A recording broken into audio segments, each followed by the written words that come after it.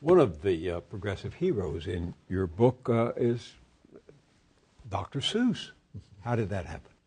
You know, Dr. Seuss's real name is Theodore Geisel. What people don't realize about him was that you think of him as a kindly old man who wrote children's books, but in fact, he was a progressive and a moralist. And when he became a children's author, many of the themes, the progressive themes that he'd written cartoons about, drawn cartoons about, became prominent in his children's stories. And so if you think about the Butter Battle book, which is about the Cold War, the stupidity of the arms race between the United States and the Soviet Union, and the Lorax, it was made into a movie recently, is about how corporate America is destroying the environment and we need people to stand up to them.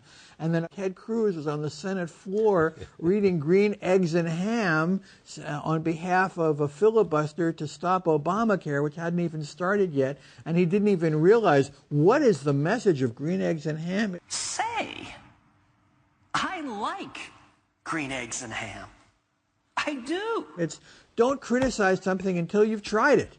Right? And so the message that Dr. Seuss is sending in his books is to young people is to stand up to arbitrary authority and take back your own life and be a fighter for justice and for your own integrity. And I think that Dr. Seuss would be very pleased with a lot of the movements we've been talking about today because these are people standing up to arbitrary authority and big power and trying to take the country back, just like he argued wrote about in Yertle the Turtle. Tell us briefly the story of Yertle the Turtle. Dr. Seuss wrote Yertle the Turtle about a turtle that wanted to be the empire. He wanted to be the king of all he could see. He wanted to be the most powerful person in the land. And he was living in this little dirty pond. And he convinced a bunch of turtles to pile on top of each other so that he could be on top. He could have his throne.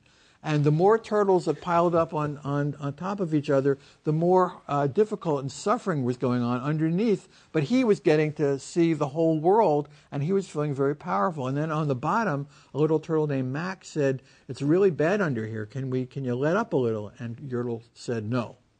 And so eventually, Mac, the turtle at the bottom, intentionally, and the whole pile of turtles came tumbling down, and Yertle fell off of his throne into the mud pond. And the turtles looked around and they realized he's just like us. He's no more powerful than the rest of us. And that's really what the story is about. It was a metaphor for Hitler, but it was a broader story about the need for ordinary people to challenge people in power, to realize that people in power are only there because we allow them to be there. In a democracy, you can take back power. So what would Yertle the Turtle's message be to us today? That we can win, that we can topple the Wall Street titans, we can topple the big corporations, we can change America in a more democratic direction if we're willing to fight back and we're willing to challenge the powers that be, and also realize that throughout history, there are always moments when it looks like Yertle is winning, right?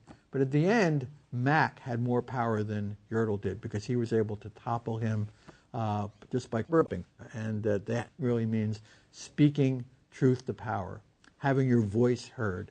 And Americans are beginning to feel like their voices now can be heard. And that's why I'm optimistic, not because I get up in the morning with rose-colored glasses, because I really do think that we're at this transformational moment in our history.